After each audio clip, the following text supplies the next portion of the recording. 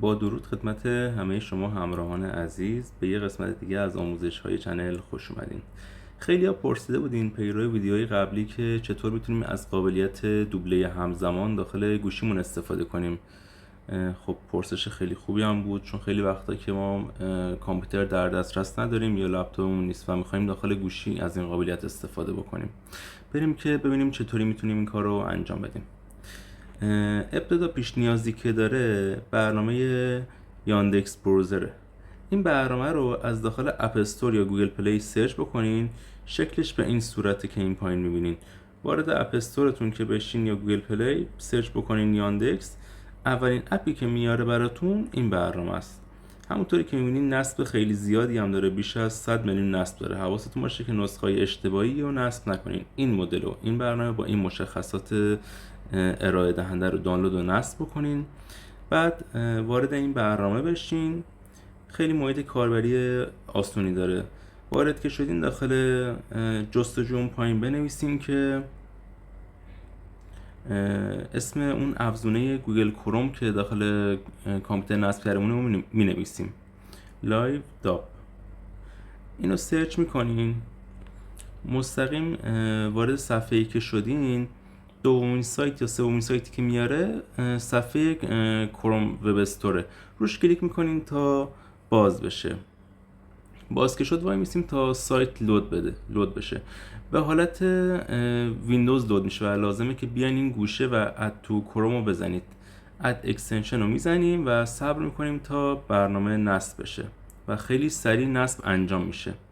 خب در مرحله بعد باید مثل همون آموزشی که داخل ویندوز دادیم، تنظیماتی که برنامه نیاز داره اون توکنای API رو بهش بدین.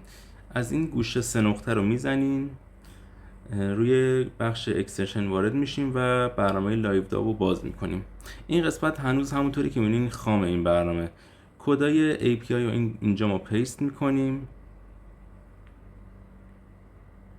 و سیو رو میزنیم. همونطوری که دیدن الان برای من API قبلا کپی کرده بودم و الان سیو رو زدم تا انجام بشه و زبان رو روی فارسی قرار میدیم.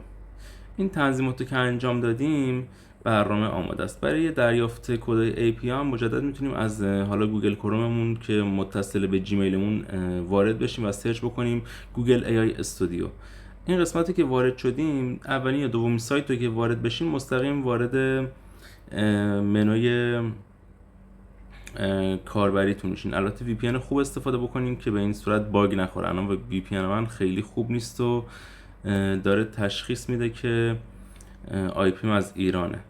وی پی ان رو عوض میکنم و مجدد تست میکنم و همونطوری که میبینین بله خیلی راحت وارد سایت میشید و کدای API تون رو مثل ویدیوی قبلی دریافت میکنین. اگه ویدیوی قبلی رو ندیدین حتما اونجا رو نگاه بکنین، چون توضیحات خیلی کامل تری داره. برمیگردیم به برنامه یاندکس و وارد یوتیوب شدیم. الان ریلود رو میزنیم، یوتیوب برای ما باز میشه. میریم که یه ویدیوی مثلا لایو رو باز بکنیم ببینیم. برای مثلا من اولین لایوی که اینجا باز شده رو میذارم. No, like we built a wall right here so we can't come up. اکستنشن رو باز بکنیم برنامه لایو داپ و سپس استارت. How do we یه اجازه activate? میخواد که بهش میدیم. Why can't see shit? Make noise, but stomp on it, stomp on it. ولی فکر کنم اون گفت که هیچ کس روی اون پا نمیذاشت و هیچ وقتم نبود. اوه لعنتی. همونطوری که دیدین خیلی روون و ساده ترجمه رو داخل گوشیمون هم دوبلر هم داریم الان دیگه. امیدوارم که مفید بوده براتون و استفاده کنید و لذت ببرین. تا ویدیوهای بعدی بدرود.